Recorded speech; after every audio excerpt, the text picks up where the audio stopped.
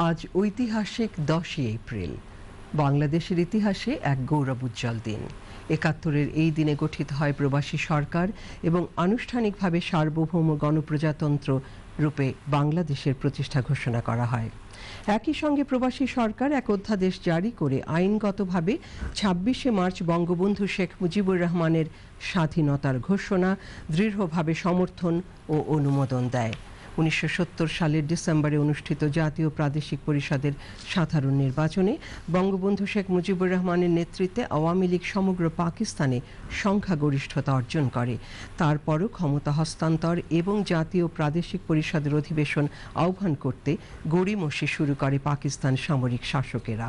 বঙ্গবন্ধুর সঙ্গে আলোচনার নামে কালক্ষেপণ করে তারা অস্ত্র ও সৈন্য আমদানি করতে থাকে। তার চূড়ান্ত বিস্ফোরণ ২৫শে মার্চ মধ্যরাতে নৃশংস গণহত্যা শুরু এবং একই সঙ্গে বঙ্গবন্ধুকে গ্রেপ্তারের আগেই বঙ্গবন্ধু স্বাধীনতার লিখিত ঘোষণা দিয়ে যান। তার অবর্তমানে তারই নির্দেশে শুরু হয় মুক্তিযুদ্ধ। 10ই এপ্রিল আওয়ামী লীগের নির্বাচিত জাতীয় এবং প্রাদেশিক পরিষদ সদস্যরা বাংলাদেশ ভারত সীমান্তবর্তী একটি গোপন স্থানে মিলিত হয়ে বাংলাদেশের প্রবাসী সরকার গঠন করেন। এতে বঙ্গবন্ধু শেখ মুজিবুর রহমানকে রাষ্ট্রপতি এবং সৈয়দ নজরুল ইসলামকে উপরাষ্ট্রপতি করা হয়। সৈয়দ নজরুল ইসলাম পরে তাজউদ্দিন আহমেদকে প্রধানমন্ত্রী নির্বাচিত করেন। 10ই এপ্রিল সরকার গঠনের পরে 11ই এপ্রিল স্বাধীন বাংলা বেতার কেন্দ্র থেকে তাজউদ্দিন আহমেদ জাতির উদ্দেশ্যে একটি বেতার ভাষণ দেন।